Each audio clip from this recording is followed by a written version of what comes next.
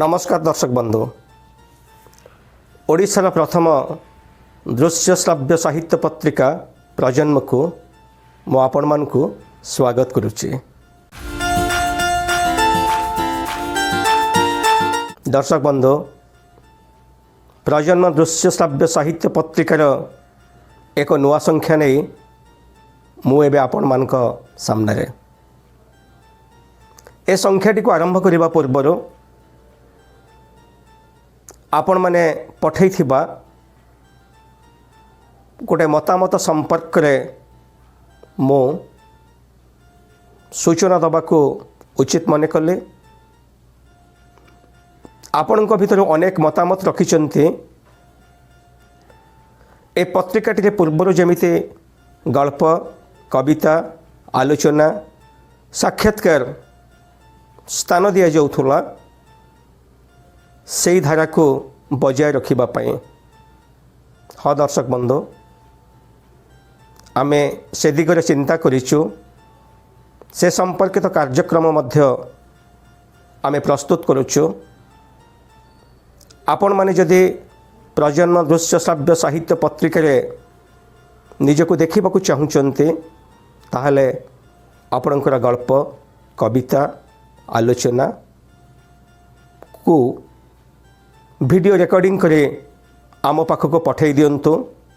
कवितार समय सीमा 3 मिनिट, गल्पर समय सीमा 5 मिनिट एवं आलोचनार समय सीमा 7 मिनिट। आशा करे आपण माने आमको सहयोग करिवे। आपण मानकर खूब भल लेखाटी को आम पाखक पठेबे। आम पाखक लेखा पठेबार व्हाट्सएप नंबरटे आमे ए संख्यार शेष रे उपलब्ध करिबु। ताहा देखिबाकू भूलिबे नाही। आउ गोटे कथा दर्शक बंधु, दृश्य श्राव्य साहित्य पत्रिकार चाहिदा आस्ते आस्ते बढ़ुची। दर्शक संख्या मध्य बढ़ुची। एणु दृश्य श्राव्य साहित्य पत्रिका को गोटे सफलता रूप दबापाई आपण मानकर सहयोग आवश्यकता रही। जो माने आम चैनल को एपर्यंत सब्सक्राइब करि नाहंती सेमान को अनुरोध से माने आम चैनल को सब्सक्राइब करि नियंतु। जो माने सब्सक्राइब करि सारिचंती सेमानक पाई मध्य गोटे दायित्व रही। दयाकरी ए कार्यक्रमटी को अधिकरु अधिक पाठक मानक पाखरे, दर्शक मानक पाखरे, साहित्य प्रेमी मानक पाखरे, छात्र मानक पाखरे, गवेषक मानक पाखरे पहुँचीबा पाई याको शेयर करंतु। आसंतु एबे ए संख्याटी संपर्क रे आमे आलोचना करिबा। गत 2 सप्ताह धरी आमे आम नाटक कार्यक्रम रे देखि चलीचे नाटक तट निरंजना। रचना विजय मिश्र, निर्देशना अजित दास एवं अभिनय रहिचंती अभिनय जागृति इंस्टीट्यूट ऑफ थिएटर रो कलाकार माने।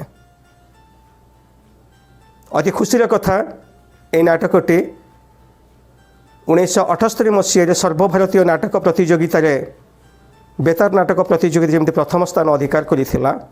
चलित वर्ष मध्य अंतर्जातीय नाटक उत्सव रे यह प्रदर्शित हवा पाई योग्य विवेचित होइछि ओडिया नाटक रूप रे। आसंतु एबे देखिबा से नाटकर तृतीय भागटी को।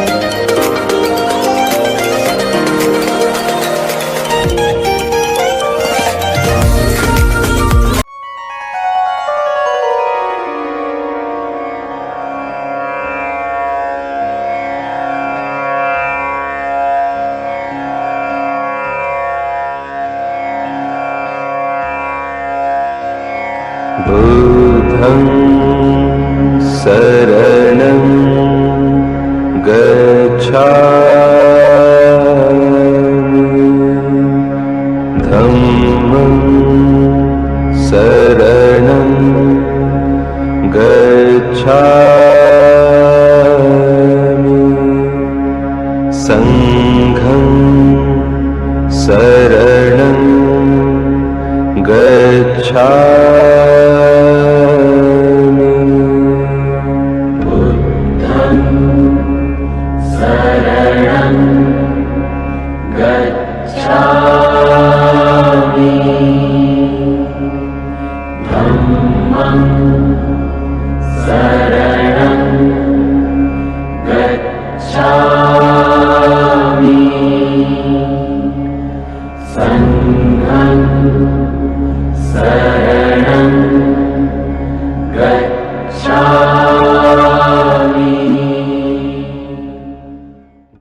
ସାହିତ୍ୟ କୌଣସି ଏକ ନିର୍ଦ୍ଦିଷ୍ଟ କାଳଖଣ୍ଡରେ ବନ୍ଧା ନୁହେଁ। ଯୁଗରୁ ଯୁଗକୁ, ଶତାବ୍ଦୀରୁ ଶତାବ୍ଦୀକୁ, କାଳରୁ କାଳକୁ ତାର ବ୍ୟାପ୍ତି। ଗୋଟିଏ ନିର୍ଦ୍ଦିଷ୍ଟ ସମୟର କଥା କହି ସାହିତ୍ୟ କେବେ ସ୍ଥିର ହୋଇକି ରହିଯାଏନି। ସେହି ନିର୍ଦ୍ଦିଷ୍ଟ ସମୟର କଥା କାଳକ୍ରମେ ଅନ୍ୟ ସମୟରେ ମଧ୍ୟ ଦେଖିବାକୁ ମିଳେ। ତଟ ନିରଞ୍ଜନା, ବୁଦ୍ଧ, ସଂଘ, ବୌଦ୍ଧ ଦର୍ଶନ, ଆନନ୍ଦ, ସାରିପୁତ୍ତ, ଗୋପା, ଲୁମ୍ବିନୀ, ନିରଞ୍ଜନା, କପିଳବାସ୍ତୁର କଥା କହିନାହିଁ, କହିଛି ଯୁଗ ଯୁଗ ଧରି ଗଡ଼ି ଆସିଥିବା ମଣିଷ ସମାଜ ସମ୍ପର୍କରେ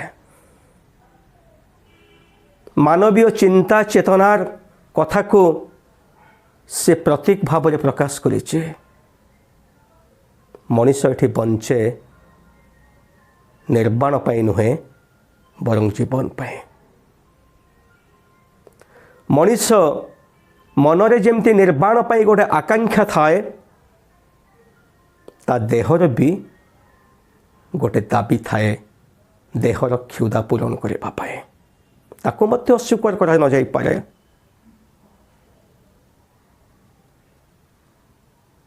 ଯେଉଁଥିପାଇଁ ତ ସଂଘ ଭିତରେ ଇଚ୍ଛା ମତେ ବିଦ୍ରୋହ କରେ, ଯେଉଁଥିପାଇଁ ତ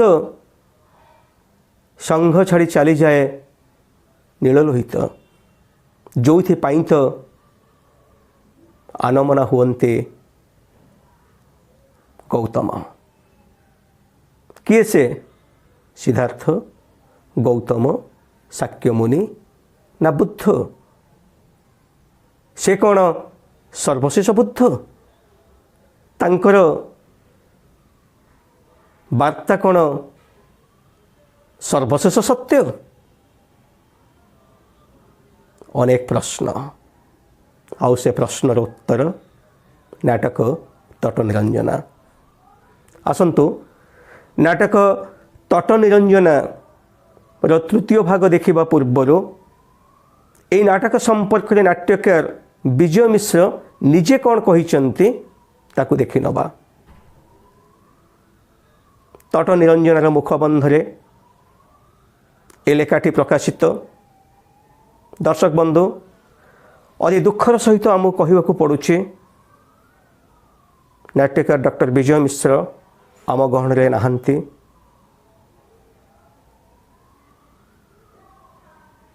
ଏଣୁ ତାଙ୍କ ମୁଖରୁ ଏ ବକ୍ତବ୍ୟଟିକୁ ଆମେ ଶୁଣେଇ ପାରିଲୁ ନାହିଁ।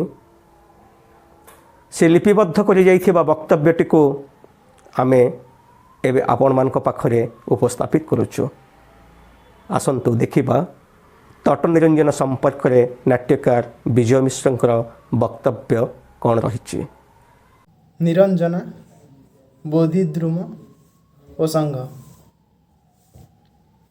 ଏ ନାଟକର ଚିନ୍ତା ଅଭିନୟ ପୂର୍ବରୁ ପ୍ରାୟ 2 ବର୍ଷର। ତେଣୁ ଚିନ୍ତାରେ ନାଟକର ପ୍ରଥମ ପ୍ରସ୍ତୁତି ଠାରୁ ଅଭିନୟରେ ନାଟକର ରୂପ କିଛିଟା ଭିନ୍ନ। କିନ୍ତୁ ଚିନ୍ତାଠାରୁ ଅଭିନୟ ପର୍ଯ୍ୟନ୍ତ ତଟନିରଞ୍ଜନା ଏକ ଧାରାବାହିକ ଆଲୋଚନା ଓ ସମାଲୋଚନାର ଶବର୍ୟ। ବୋଧହୁଏ ତାର ଏକମାତ୍ର କାରଣ ଏ ନାଟକର ଆଖ୍ୟାନ ଭାଗ।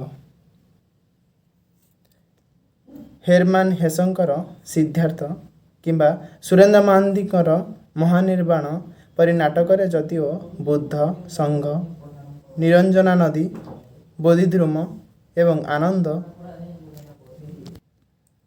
ଇତ୍ୟାଦି ଅଛନ୍ତି, ତଥାପି ଏ ନାଟକ ବୁଦ୍ଧଙ୍କର ଜୀବନୀ ନୁହେଁ କିମ୍ବା ବୌଦ୍ଧ ଧର୍ମ ଉପରେ ଆଧାରିତ ଏକ ତାତ୍ତ୍ୱିକ ଅନୁଶୀଳନ ନୁହେଁ। ଏଠି ସଂଘଠାରୁ ଆରମ୍ଭ କରି ନିରଞ୍ଜନା, ବୋଧିଦ୍ରୁମ ଏବଂ ବୁଦ୍ଧ ପ୍ରତୀକ ଭାବରେ ବ୍ୟବହୃତ ବ୍ୟକ୍ତିର ଅନୁଷ୍ଠାନ ସହିତ ସମ୍ପର୍କ ଏବଂ ଅନୁଷ୍ଠାନର ବ୍ୟକ୍ତି ଉପରେ ପ୍ରଭାବ, ବିଦ୍ୱେଷ କିମ୍ବା ସଂଘର୍ଷ ହେଉଛି ଏହି ନାଟକର ମୁଖ୍ୟ ସମ୍ବାଦ। ତଟନିରଞ୍ଜନା ସର୍ବଭାରତୀୟ ସ୍ତରରେ 1978 ମସିହା ପାଇଁ ଶ୍ରେଷ୍ଠ ନାଟକ ହିସାବରେ ଆକାଶବାଣୀ ପୁରସ୍କାର ପାଇଛି। ଏହି ନାଟକ ସମଗ୍ର ଭାରତୀୟ ଭାଷାରେ ଅନୁଦିତ ହୋଇ ଭାରତର ସବୁ ଆକାଶବାଣୀ କେନ୍ଦ୍ରରୁ ପ୍ରଚାରିତ ହୋଇସାରିଛି। ଏ ନାଟକ ଏବଂ ଆମେ ସଂସ୍ଥା ଦ୍ୱାରା ବାରମ୍ବାର ଅଭିନୀତ ହୋଇଛି।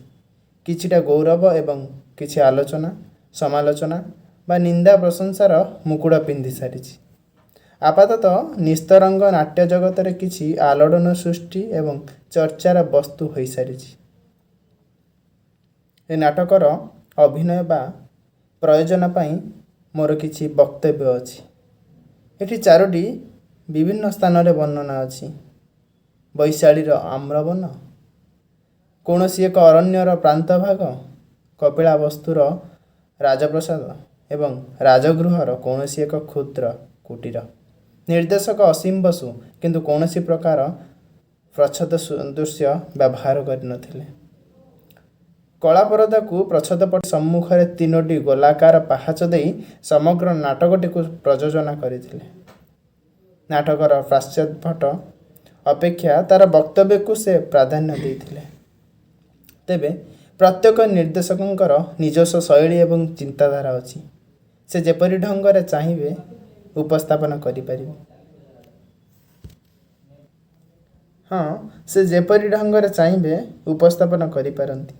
ତେବେ ସବୁବେଳେ ମନେ ରଖିବାକୁ ହେବ ଯେପରି ନାଟକର ବକ୍ତବ୍ୟ ସାଜସଜ୍ଜା ଏବଂ ଅତି ଅଭିନୟ ଦ୍ୱାରା ନଷ୍ଟ ନ ହୁଏ, କାରଣ ନାଟକଟି ବକ୍ତବ୍ୟଧର୍ମୀ। ସେହିପରି ଏ ନାଟକର ନାରୀ ଚରିତ୍ର ଇଚ୍ଛାମତୀ, ସୁଜାତା ଏବଂ ଗୋପା, ଏହି 3ଟି ନାରୀ ଚରିତ୍ର ନାଟକରେ ପରିଚାଳକ ଦାଶରଥୀ ପ୍ରସାଦ ଦାସ ଆକାଶବାଣୀ ପାଇଁ ନାଟକ ପ୍ରସ୍ତୁତ କଲାବେଳେ 3ଟି ଯାକ ନାରୀ ଚରିତ୍ର ମାତ୍ର ଜଣେ ଅଭିନେତ୍ରୀଙ୍କ ଦ୍ୱାରା ଶ୍ରୀମତୀ ଉର୍ବଶୀ ଯୋଶୀ ପରିବେଷଣ କରାଯାଇଥିଲେ। ତାଙ୍କର ବକ୍ତବ୍ୟ ଥିଲା ଚେତନାର ଉଚ୍ଚ ଭିତ୍ତିଭୂମି ଉପରେ ଦଣ୍ଡାୟମାନ ଗୌତମଙ୍କ ଆଖିରେ ସବୁ ନାରୀ ସମାନ। କିନ୍ତୁ ଅନ୍ୟାନ୍ୟ ଭାଷାରେ ପ୍ରଯୋଜକମାନେ 3ଟି ଚରିତ୍ର ନେଇ ପରିବେଷଣ କରିଛନ୍ତି। ପରିଚାଳକ ଅସୀମ ବସୁ ମଞ୍ଚ ପାଇଁ 2 ଜଣ ନାରୀ ଚରିତ୍ର ନେଇଛନ୍ତି, ଜଣେ ଇଚ୍ଛାମତୀ ଓ ସୁଜାତା ପାଇଁ ଏବଂ ଅନ୍ୟ ଜଣେ ଗୋପା ପାଇଁ। ପୁଣି ଅନ୍ୟ ଏକ ପ୍ରଯୋଜନାରେ ସମଗ୍ର 3ଟି ନାରୀ ଚରିତ୍ର ପାଇଁ ଜଣକୁ ନେଇ ଶ୍ରୀମତୀ ସରସ୍ୱତୀ ଦେବୀ ମଧ୍ୟ ସେ ପରୀକ୍ଷା କରିଛନ୍ତି। ଏବଂ କୌଣସି ପ୍ରଯୋଜନାର ନାଟକରେ ବକ୍ତବ୍ୟ ବା ସମ୍ବାଦ କ୍ଷୁଣ୍ଣ ହୋଇନାହିଁ। ଅନ୍ୟ ନିର୍ଦ୍ଦେଶକ ମଧ୍ୟ ଏଥିରେ ସମ୍ପୂର୍ଣ୍ଣ ସ୍ୱାଧୀନ। ତାଙ୍କ ଇଚ୍ଛା ଅନୁସାରେ ସେ ନାରୀ ଚରିତ୍ର ଗ୍ରହଣ କରିପାରନ୍ତି। ଏ ନାଟକ ବିଷୟରେ ଆଉ ପଦେ କଥା। ଏ ନାଟକ ଆଦୌ ଐତିହାସିକ, ତାତ୍ତ୍ୱିକ କିମ୍ବା ଧର୍ମୀୟ ନୁହେଁ।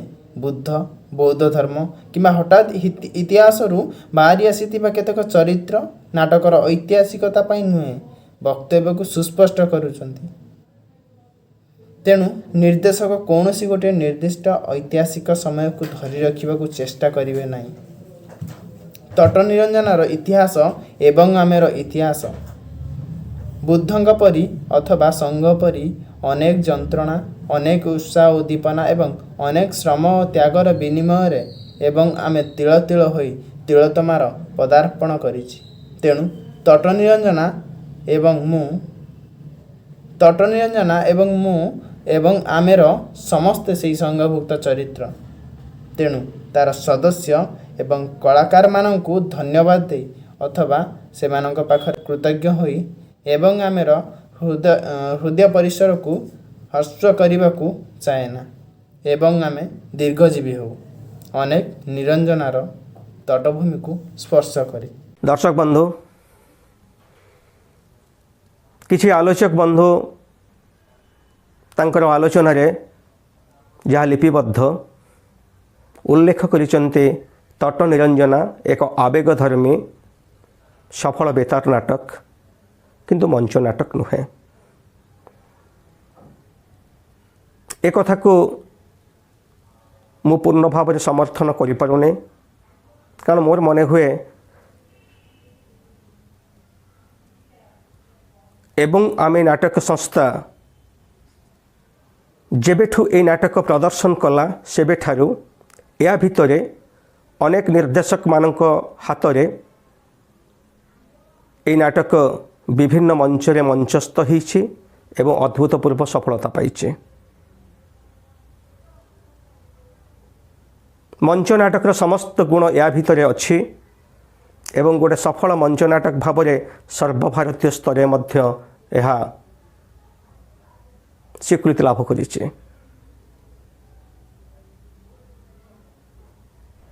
ତଟ ନିରଞ୍ଜନା ଏକ ସଫଳ ମଞ୍ଚ ନାଟକ କି ନୁହେଁ, ଏ ପ୍ରଶ୍ନର ଉତ୍ତର ଏବେ ଆପଣମାନେ ହିଁ ଦେବେ। ଆସନ୍ତୁ ଆମେ ଦେଖିବା ଏହି ନାଟକର ତୃତୀୟ ଭାଗକୁ। ନାଟକ ଦେଖି ସାରିଲା ପରେ ଅନ୍ତତଃ ଆମେ ଆଶା ରଖିବୁ ଆପଣମାନଙ୍କ ଠାରୁ ଏହି ନାଟକଟି ଏକ ସଫଳ ମଞ୍ଚ ନାଟକ କି ନୁହେଁ, ଆପଣମାନେ ଆପଣମାନଙ୍କର ମନ୍ତବ୍ୟ ନିଶ୍ଚିତ ଦେବେ। ଆମ ୟୁଟ୍ୟୁବ୍ର ମେସେଜ ବକ୍ସରେ ହେଉ ଅବା ଆମ ହ୍ୱାଟ୍ସଆପ୍ ନମ୍ବରରେ। ଆସନ୍ତୁ ଏବେ ଦେଖିବା ନାଟକ ତଟ ନିରଞ୍ଜନା। ରଚନା ବିଜୟ ମିଶ୍ର, ନିର୍ଦ୍ଦେଶନା ଅଜିତ ଦାସ, ଅଭିନୟରେ ଅଭିନୟ ଜାଗୃତି ଇନଷ୍ଟିଚ୍ୟୁଟ୍ ଅଫ୍ ଥିଏଟରର କଳାକାରମାନେ। ତମ ଦେହରେ ସମୁଦ୍ରର ଗନ୍ଧ, ତମ ଆଖିରେ ଆକାଶର ନୀଳ, ତମ ବାହୁରେ ନଦୀର ପ୍ଲାବନ, ତମ ପ୍ରେମ ସବୁଜ ଅରଣ୍ୟ। ମୁଁ ଜାଣିନି ଏହି ମୁହୂର୍ତ୍ତ ଠାରୁ ଆଉ କିଛି ବଡ଼ ଅଛି କି ନାହିଁ। ମୁଁ ବି ଜାଣେ ତମ ଠାରୁ ଆଉ କିଛି ମହତ୍ ପ୍ରାପ୍ତି ଅଛି କି ନାହିଁ। ଏହି ମୁହୂର୍ତ୍ତ ସବୁ ଚିରଞ୍ଜୀବୀ ହଉ, ଦୀର୍ଘଜୀବୀ ହଉ ଏ ମିଳନର ଛନ୍ଦ। ନୀଳରହିତ ୟାର ନା କଣ ଆନନ୍ଦ। ଇଚ୍ଛା ମତେ ଇଏ କଣ ଗୌରବ? ନା,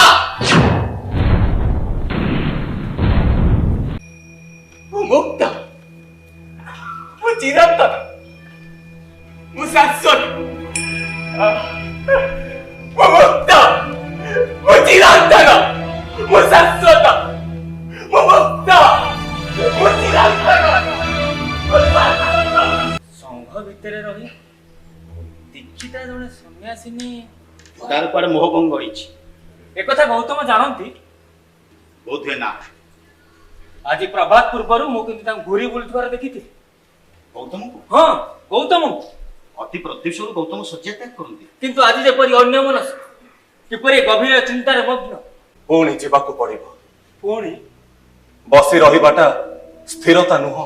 ପୁଣି କୁଆଡ଼େ ଯିବେ ପ୍ରଭୁ?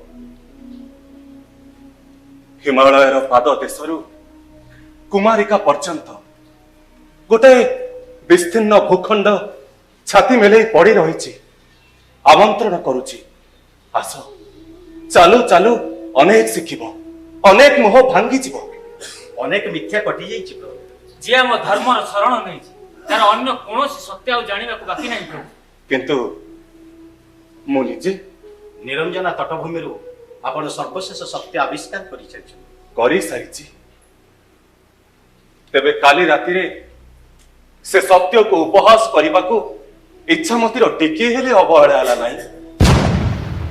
ସେ ସଂଘମାନଙ୍କର ପ୍ରତିଷ୍ଠାତା ହେଲେ ବି ସେ ଜଣେ ବ୍ୟକ୍ତି ଯାହାକୁ ସମସ୍ତ ଅହଙ୍କାର ସ୍ପର୍ଶ କରିପାରେନି। ଆଉ ଆପଣମାନେ ତାଙ୍କୁ ଦୂରରେ ରଖି ତାଙ୍କ ବିଷୟରେ ଯାହା ପ୍ରଚାର କରୁଛନ୍ତି ସେ ସବୁ ଭୁଲ, ମିଥ୍ୟା। ଇଚ୍ଛାମତୀ! ଯୁକ୍ତି କରି କିଛି ଲାଭ ନାହିଁ। ନିଜକୁ ଦେଖି ପାରିବାର ଦୃଷ୍ଟି ଆପଣ ସମସ୍ତ ଭିଉ ଭିତରକୁ ଫିଙ୍କି ଦେଇଛନ୍ତି।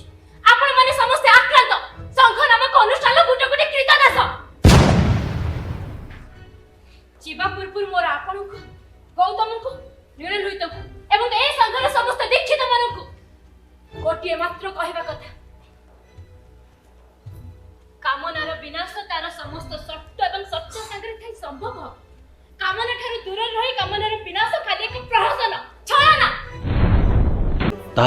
तापरे से निष्ठुर आदेश आहार निद्रा मैथुन मनिषर जीवन धारणर उपादान हो पारे किंतु जीवनर मानदंड नुह सब जदि लिपिबद्ध ताहाले काहे कि से माने प्रचार कले आपण सब राति रे शेष सब खोजी पर प्राप्ति और सब प्राप्ति रो पुण्यता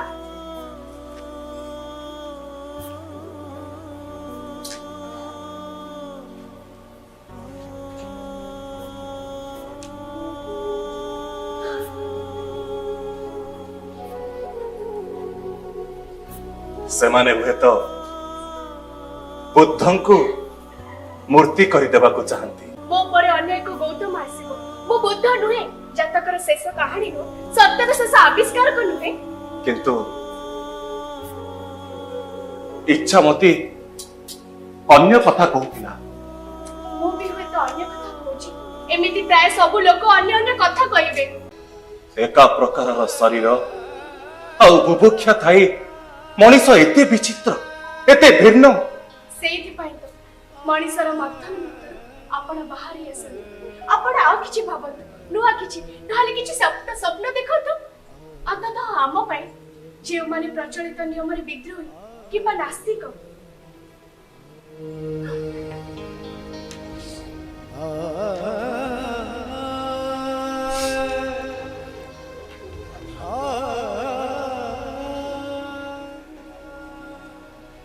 एठी चालीबार शेष ना कहिबा शेष हेले आरंभ स्वप्न देखा एठी गड्डालिका नाही गड़ुथिबा पथर देहरे एठी शिउली जमे तेणु एमती चालू चालू स्वप्न देखी मते अतिक्रम करने पुणी भविष्यतरु वर्तमान को छुई अतीत पुणी कपिलवास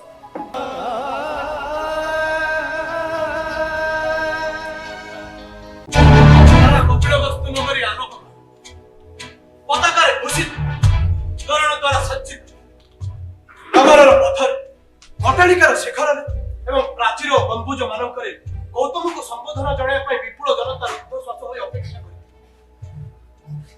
तांको स्वागत करी आनिबा पई सैन्य अश्व एवं हस्ती को प्रेरण करा जाय से किंतु आसीबा मना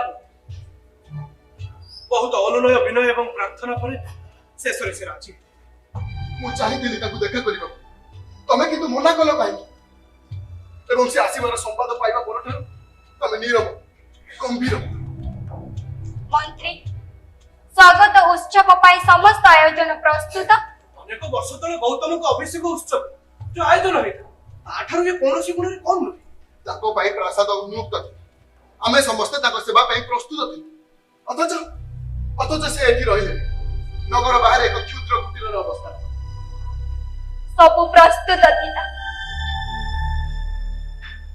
सिंहासन यौवन तुली तल्प सेच उद्यान नर्तकी एवं किंतु यही धरी रखी पार्ली से दिन सब एकाकारी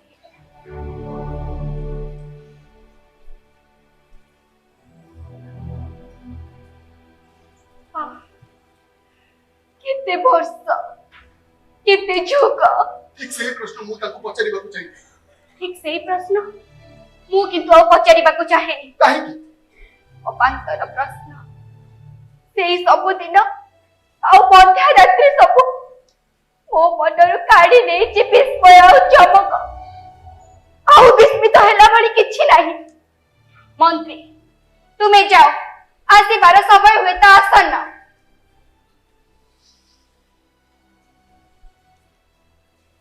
युवराज परीक्षा दबाको पड़िबो मु प्रस्तुत तुमे आज काहा को देखिबा को प्रस्तुत हेउचा गौतम मोर पिता को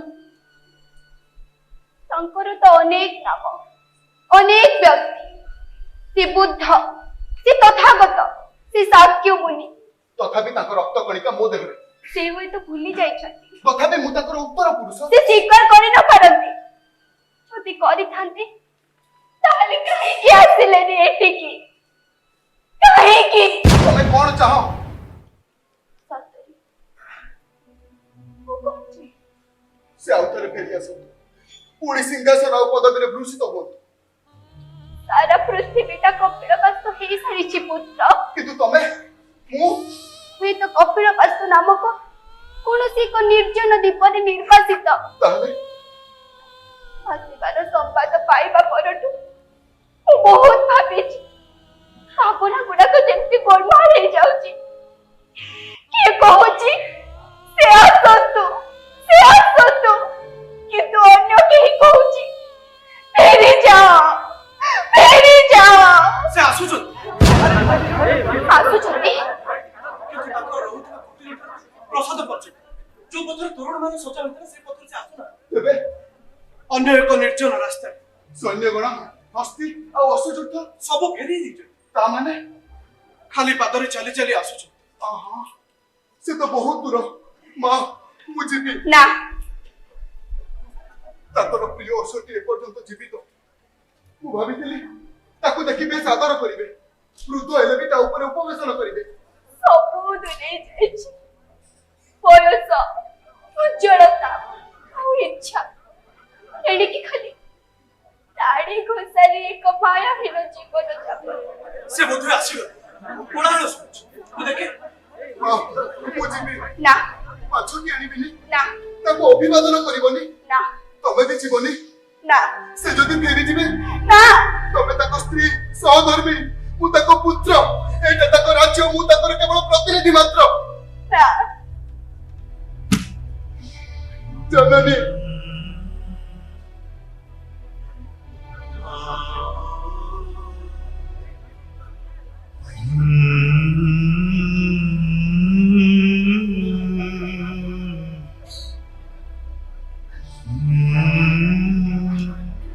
खाली पादरे चली चली आसिबार अहंकार तांकर भूल उठित हेब से हस्ती मानक मध्यरे सत्य हस्ती पुरुष मानक मध्यरे साक्ष्य सिंह से आसुछ अबाक्ष दे तळକୁ दृष्टि निक्षेप एठू नगरर उच्चतम स्थान रे कक्ष अबाक्ष दे राजपथर को विस्तृत अंचल दृष्टि गोचर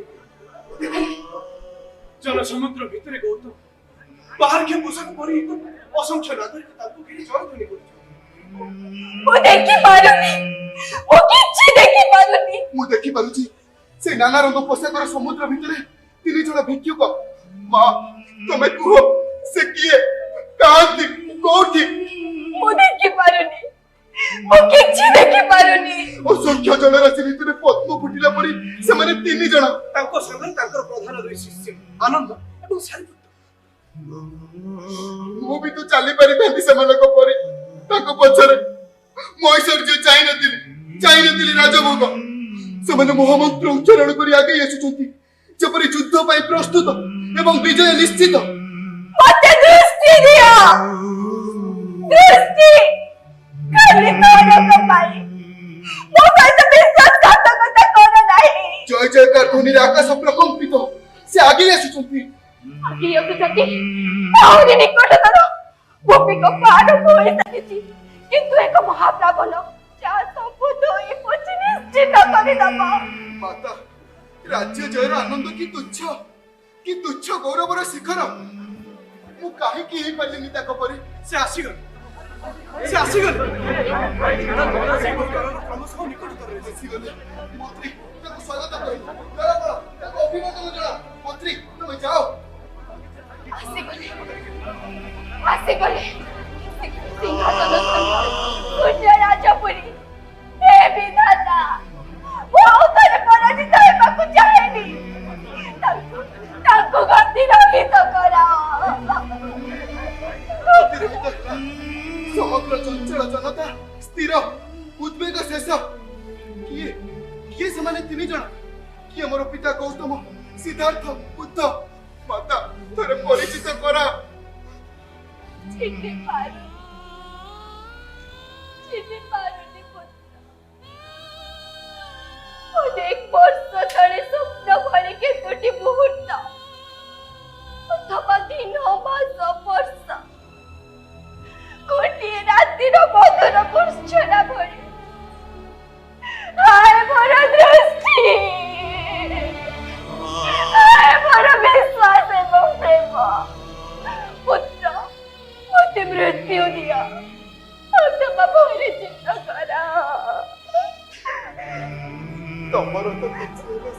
ଅଛି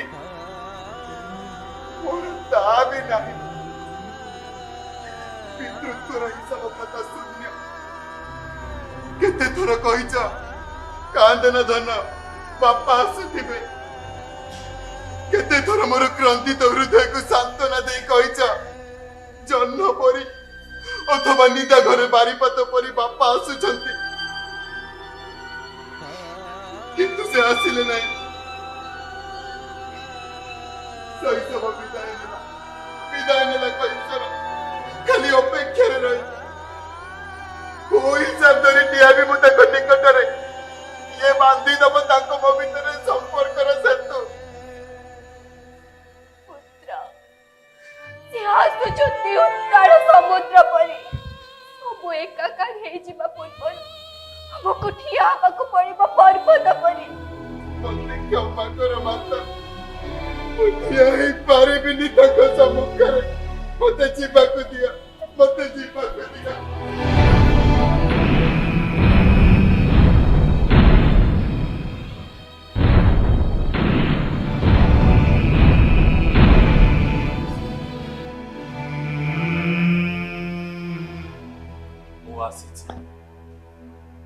ତମର ରାଜପ୍ରାସାଦରେ ଅତିଥି ହେଇପାରିଥାନ୍ତି, କିନ୍ତୁ ଐଶ୍ୱର୍ଯ୍ୟ ମତେ ପ୍ରଲୁବ୍ଧ କରେନି।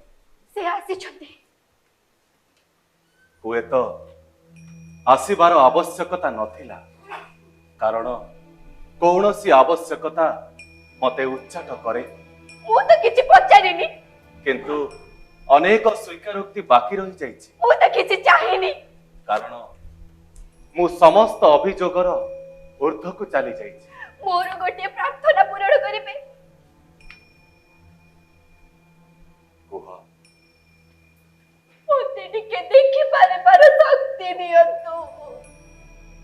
ବାହାରର ଚକ୍ଷୁ ନିଷ୍ପ୍ରଭ ହେଲେ ଅନ୍ତରର ଚକ୍ଷୁ ତୀକ୍ଷ୍ଣ ହୁଏ। ବୟସ ସବୁ ନଷ୍ଟ କରିଦେଇଛି। ମୋର ଦୃଷ୍ଟି, ମୋର ଶ୍ରବଣ, ମୋର ସ୍ପର୍ଶ, ସବୁ ଅନୁଭୂତି। ମୁଁ ଜାଣିପାରୁନି ମୋ ସମ୍ମୁଖରେ ଯେ ଠିଆ ହୋଇଛନ୍ତି ସେ ଗୌତମ ନା ତଥାଗତ। ମୋର ଉଚ୍ଚାରିତ ସତ୍ୟ ତୁମେ ଜାଣ। ଜାଣେ। କାମନା ଦୁଃଖର କାରଣ ଅଟେ। କାମନାର ବିନାଶରେ ଦୁଃଖର ବିନାଶ। ଏବଂ ମୁଁ ସର୍ବଶେଷ ବୁଦ୍ଧ। ମୋ ପରେ ପୁନର୍ଜନ୍ମ ନାହିଁ। ତେଣୁ ମୁଁ ଆଜି ହିଁ ଦୀକ୍ଷା ଗ୍ରହଣ କରିବାକୁ ଚାହେଁ। ତମେ ଦେହର ସବୁ ଗ୍ରନ୍ଥି ଶିଥିଳ ହେଲାଣି, ଉତ୍ତାପ ବି ଶୀତଳ ହେଲାଣି। ଖାଲି ଝାପ୍ସା ହେଇଯା ରହିଯାଇଛି ସ୍ମୃତି। ସେ ବି ନିଶ୍ଚିନ୍ନ ହେବ। ବୟସ କାମନାକୁ ଜୟ କରିଛି। ମୁଁ ବି ସ୍ୱପ୍ନ ଦେଖିଛି। ସ୍ୱପ୍ନ? ଜୀବନର ତିନୋଟି ସନ୍ଧି କ୍ଷଣୀରେ ତିନୋଟି ନାରୀ, ତମେ, ସୁଜାତା ଆଉ ଇଚ୍ଛାମତୀ। ସେମାନେ କିଏ? କିଛି ପାଇବାକୁ ଆସିଥିଲେ। ତମେ ତ ହେଲେ ପୁତ୍ର ପାଇଲ, କିନ୍ତୁ ସେମାନେ ଶୂନ୍ୟ ହାତରେ ଫେରିଗଲେ। ମୁଁ କିନ୍ତୁ ଦବାକୁ ଚାହିଁଥିଲି ମୋର ଅଭିଜ୍ଞତା, ଅନୁଭୂତି ଆଉ ତପସ୍ୟାର ଫଳ, କିନ୍ତୁ ସେମାନେ ଉପହାସ କରିଗଲେ। ଆପଣ ଯଦି 10 ବର୍ଷ ପୂର୍ବରୁ ଆସିଥାନ୍ତେ ତେବେ ମୁଁ ବି ସେଇଆ କରିଥାନ୍ତି। ତେଣୁ ମୁଁ ଆବିଷ୍କାର କଲି କପିଳ ବାସ୍ତୁରୁ ନିରଞ୍ଜନା ଯେତିକି ଦୂର, ନିରଞ୍ଜନାରୁ କପିଳ ବାସ୍ତୁ କିନ୍ତୁ ତାଠାରୁ ଅନେକ ଦୂର। ଆପଣଙ୍କ ସାଙ୍ଗରେ ମୋର କଥା ଉପକଥନର ସମୟ ଶେଷ ହୋଇଛି। ବୈଶାଳୀରୁ ନିରଞ୍ଜନା ଛୁଇଁ ମୋର ଏଠିକି ଆସିବା ଆଉ ତାରି ମଧ୍ୟରେ ମୁଁ ତିନୋଟି ସ୍ୱପ୍ନ ଦେଖିଛି। ସମୟ ଉତ୍ତୀର୍ଣ୍ଣ। ବାଚାଳ ସମୟ ସବୁ କିଛି ଚୋରି କରିବି। ଆପଣଙ୍କର ସ୍ୱପ୍ନ କାହାକୁ କହିବି? କାହାର ସମୟ ଅଛି ଶୁଣିବାକୁ? କାହିଁକି ଆସିଲେନି 10 ବର୍ଷ ପୂର୍ବରୁ? ଅଶାନ୍ତ ସମୁଦ୍ର ପରି ମୁଣ୍ଡ ପିଠିରେ କୂଳ ଲଙ୍ଘନ ହୁଏନି। ଆପଣଙ୍କର ସଂଘ ମୁଁ ସୃଷ୍ଟି କରିଥିଲି। ଆପଣଙ୍କ ଅନୁଷ୍ଠାନ ଅନୁଷ୍ଠାନ ମୋର, ମୁଁ ଅନୁଷ୍ଠାନର ନୁହଁ। ମୁଁ ବୁଦ୍ଧ, ମୁଁ ପ୍ରାଜ୍ଞ। ନିରଞ୍ଜନା ମତେ ଅନେକ ଦେଇଛି, କିନ୍ତୁ ମୋର ଆହୁରି ଦରକାର, ଆହୁରି ଆହୁରି। ଆପଣଙ୍କର ଶିଷ୍ୟମାନେ ଆସିଛନ୍ତି। ଆନନ୍ଦ ସାରିପୁତ୍ର। ମୁଁ ସେମାନଙ୍କୁ ଦେଖା କରିପାରିବି? କାହିଁକି? ଆପଣ ହଠାତ୍ ଅନ୍ୟ କଥା କହିବାକୁ ଆରମ୍ଭ କରିଛନ୍ତି। ମୁଁ ଅନ୍ୟ କିଛି ଜାଣିବାକୁ ଚାହେଁ, ଅନ୍ୟ କିଛି କହିବାକୁ। କିନ୍ତୁ ସହ୍ୟ କରିପାରିବିନି। ଆପଣ ଯଦି ହାରି ଯାଆନ୍ତି, ପୁଣି ଥରେ ସବୁ ଯଦି ନୂଆ କରି ଆରମ୍ଭ କରିପାରନ୍ତି, ତାହେଲେ ଯାହା ସବୁ ପୁରୁଣା ହେଇଗଲା କଣ୍ଢେଇ ଭଳି ସେ ପୁରୁଣା ସବୁକୁ ନେଇ ଯିଏ ଖେଳିବାକୁ ଚାହୁଁଛି ଖେଳୁ। ଆପଣ ସେଇ ଦେଖିଥିବା ସ୍ୱପ୍ନ ମାନଙ୍କୁ ନେଇ ନୂତନ ସମ୍ଭାବନାର ବାଟ ଖୋଜୁଛି। ରାହୁଳ, ଆହା, କାହିଁକି ଡାକିଲ? ମୁଁ କାହାରି ପିତା ନୁହେଁ, ଆଉ ମୁଁ କାହାରି ସ୍ୱାମୀ ନୁହେଁ। ରାହୁଳ ପୁତ୍ର, ଦେଖିପାରୁନି ପୁତ୍ର। ସମ୍ମୁଖରେ ହୁଏତ ତଥାଗତ କିମ୍ବା ବୁଦ୍ଧ, ଯାହାଙ୍କ ଅପେକ୍ଷାରେ ଦିନ ମାସ ବର୍ଷ ବିତିଗଲା, ସେ ଗୌତମ କିନ୍ତୁ ଆସିଲେନି ରେ। ମୁଁ କଣ କରିବି? ଗୌତମ, ଆପଣ ମୋ ଦେହର ବେଷ୍ଟନୀୟ ଉଚ୍ଛ୍ୱାସର କେନ୍ଦ୍ରବିନ୍ଦୁ, କିନ୍ତୁ ତଥାଗତ ମୋ ସ୍ୱପ୍ନର, ମୋ ଅହଙ୍କାରର। ଅନ୍ଧମାନଙ୍କର ହସ୍ତି ଦର୍ଶନ ପରେ ମତେ ସମସ୍ତେ ସ୍ପର୍ଶ କରିବାକୁ ଚାହିଁଛନ୍ତି, କିନ୍ତୁ କେହି ମୋ କେନ୍ଦ୍ରବିନ୍ଦୁରେ ପହଞ୍ଚି ପାରିଲେ ନାହିଁ। ପୁତ୍ର, ତମେ ବି କଣ ଦୀକ୍ଷା ନେବାକୁ ଚାହ? ମୁଁ କିଛି ଚାହେଁ ନା, ମୁଁ ଖାଲି ରହିବାକୁ ଚାହେଁ। ଆପଣଙ୍କ ପାଦ ଛୁଇଁ, ଦେହ ଛୁଇଁ, ଆପଣଙ୍କ ସୌରଭ ଆଗ୍ରହଣ କରି ବଞ୍ଚି ରହିବାକୁ ଚାହେଁ। ଏଠି ବି ସେଇ ସ୍ତୁତି ଗାନ, ସେଇ ପାଦ ପୂଜା ଅଭ୍ୟର୍ଥ। ଶୁଣ, ଆଉ ଟିକେ ରହିବନି? ସମୟ ଉତ୍ତୀର୍ଣ୍ଣ। ଆପଣଙ୍କ ସାଙ୍ଗରେ ମୋର ସାକ୍ଷାତକାରର ସମୟ ନିର୍ଦ୍ଦିଷ୍ଟ। ମୁଁ ଯେତେବେଳେ ଚାହୁଁଛି ନା, ମତେ ଯିବାକୁ ହେବ। ସେମାନଙ୍କ ସାଙ୍ଗରେ ଦେଖା କରିବାକୁ ପଡିବ। ପୁତ୍ର, ପାର ଯଦି ଉତ୍ତରାଧିକାର ନିଅ।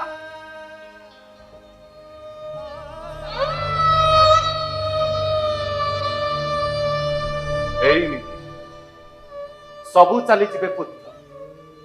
ହାତ ଧରି ଚିରଦିନ ଯାଏ କେହି ରହିବେନି। ବରଂ ତମେ ଆବିଷ୍କାର କର ତମ ନିଜ ଚଲାପଥ।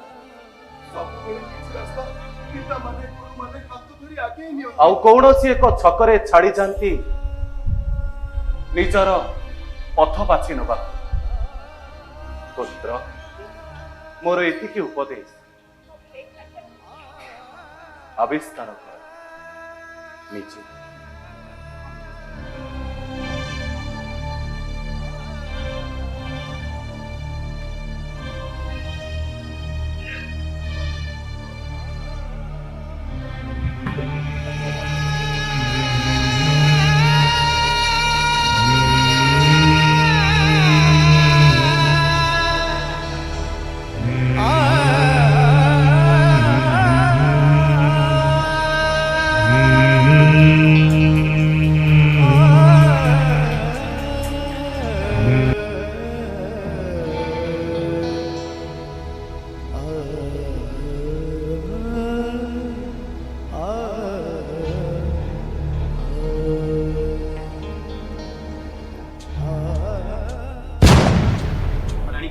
ମୁଁ ଆପଣଙ୍କ ପାଖକୁ ଆସିଛି ବିକ୍ୟୁ ଆନନ୍ଦ। ଲକ୍ଷ୍ୟ କରିଛନ୍ତି ତଥାଗତ ବଦଳି ଯାଇଛନ୍ତି। ବୈଶାଳୀ ରାମ୍ରବନରୁ ମଧ୍ୟ ଲକ୍ଷ୍ୟ କରିଛି। ସେ ବର୍ତ୍ତମାନ ଅନ୍ୟ କଥା କହିବାକୁ ଆରମ୍ଭ କରିଛନ୍ତି। ସେ ବର୍ତ୍ତମାନ ବିଚଳିତ, ଚିନ୍ତିତ, ସେ ଯେପରି ଆଉ କେହି, କିନ୍ତୁ ସାକ୍ଷ୍ୟ ସିଂହ ନୁହନ୍ତି। ବିକ୍ୟୁ ଆନନ୍ଦ, ତଥାଗତଙ୍କର ଏଇ କଥା ଦିନେ ହୁଏତ ମୁହଁରୁ ମୁହଁକୁ ପ୍ରଚାରିତ ହୋଇ ଚାରିଆଡେ ବ୍ୟାପିଯିବ। ସେ ଆଜି ପର୍ଯ୍ୟନ୍ତ ଯାହା କହି ଆସିଛନ୍ତି, ତାଙ୍କଠାରୁ ଭିନ୍ନ କଥା ଶୁଣି ହୁଏତ ତାଙ୍କର ଅନୁଗାମୀମାନେ ବିଚଳିତ ହେବେ। ତାଙ୍କର ଏଇ କଥା ସଂଘ ଗ୍ରହଣ କରିବ ତ? ନା, ସଂଘ ଭାଙ୍ଗିଯିବ। ଭିକ୍ଷୁମାନେ ହତଚକିତ ହେବେ, ଗୃହସ୍ଥ ନାଗରିକ ଏମାନେ ବିଚଳିତ ହେବେ। ସେମାନେ ବିସ୍ମିତ ହୋଇ ପ୍ରଶ୍ନ କରିବେ, ये कौन सी तथागत संघ पाई तथागत संघ पाई तथागत ताहेले संघरे रहिबे संघ पाई तांको नीरव हबाको पड़िबो संघ बंची रहिला आपण कोन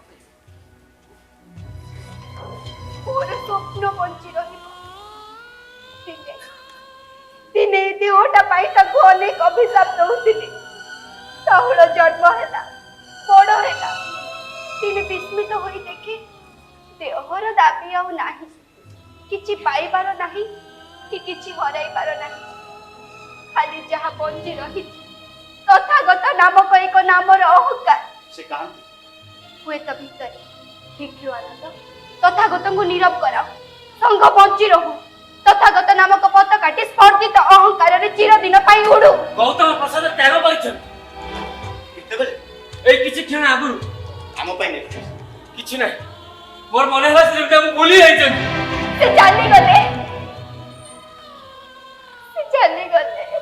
हाँ हाँ से चली गले तमे तमे कोन पाइलो तांको ठारू पाइली खाली एकमात्र निर्देश निजे आविष्कार करो ताहेले मु हारी गली ताकर प्रखर आलोकरे मु पोड़ी जाउतिली ताको कथार मधु पी मु क्लांत होई पडुतिली ठीक सेतिकी बेले से चली गले मु ताको अटके रखी पालिनी ए स्थान त्याग करियो पड़िबो आज राति रे प्रभुंकर इच्छा ना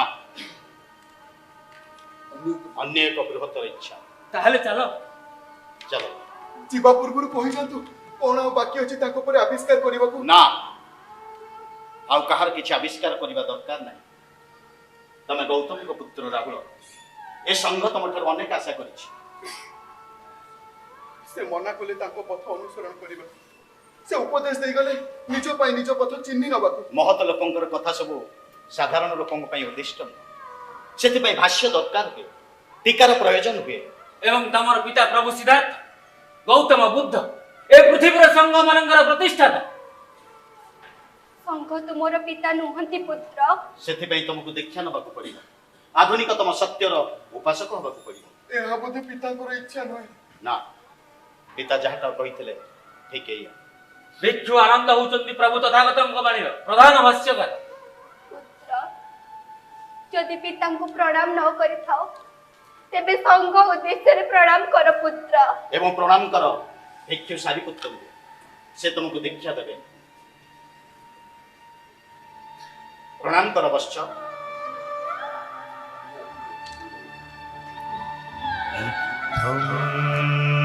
शरणं गच्छामि धम्मं शरणं गच्छामि।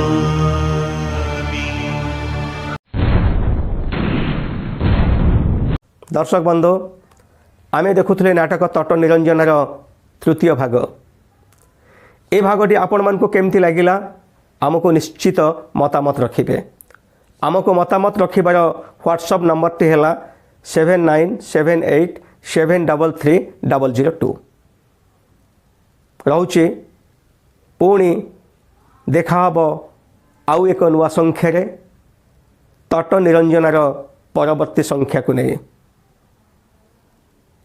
सेतबेल पर्यंत विदाय दिंतु। दर्शक बंधु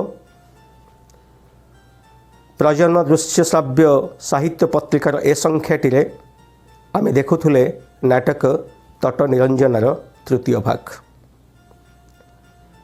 ए कार्यक्रमटी आपण मानक केमती लागिला आमको मतामत निश्चय रखिबे आमको मतामत दबार व्हाट्सएप नंबर टी है 9381777391 आउ थे कही रखे नंबर टी को 9381777391। दर्शक बंधु प्रजन्म दृश्य श्राव्य साहित्य पत्रिका आपण मानकर आपण माने तार दर्शक आपण माने तार समीक्षक एवं आपण माने मध्य तार प्रचारक ए पत्रिकाटी केमिति अधिकरू अधिक साहित्य प्रेमी पाखरे पहुँचब से दायित्व मध्य आपणकर।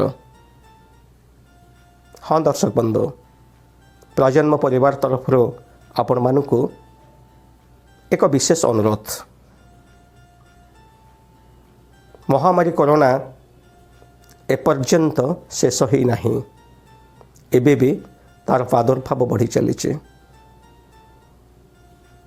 ପ୍ରଜନ୍ମ ପରିବାର ଆପଣମାନଙ୍କୁ ହାତ ଯୋଡ଼ି ଅନୁରୋଧ କରୁଛି, ଏବେ ବି ଆପଣମାନେ କୋଭିଡ୍-19ର ସମସ୍ତ ନିୟମ ମାନି ଚଳନ୍ତୁ। ମାସ୍କ ପିନ୍ଧନ୍ତୁ, ସାମାଜିକ ଦୂରତା ରକ୍ଷା କରନ୍ତୁ, ସାନିଟାଇଜର ବ୍ୟବହାର କରନ୍ତୁ ଏବଂ ଯଦି ଏପର୍ଯ୍ୟନ୍ତ ଆପଣ ଟିକା ନେଇନାହାନ୍ତି ତାହେଲେ ନେଇଯାଆନ୍ତୁ। ଆପଣ ସୁରକ୍ଷିତ ରହିଲେ ଆମ ଦେଶ ସୁରକ୍ଷିତ ରହିବ ଏବଂ ଦେଶ ସୁରକ୍ଷିତ ରହିଲେ ଆମ ସାହିତ୍ୟ ସୁରକ୍ଷିତ ରହିବ। ଆଉ ଆମ ସାହିତ୍ୟ ସୁରକ୍ଷିତ ରହିଲେ ପ୍ରଜନ୍ମ ବି ସୁରକ୍ଷିତ ରହୁଛି। ନମସ୍କାର।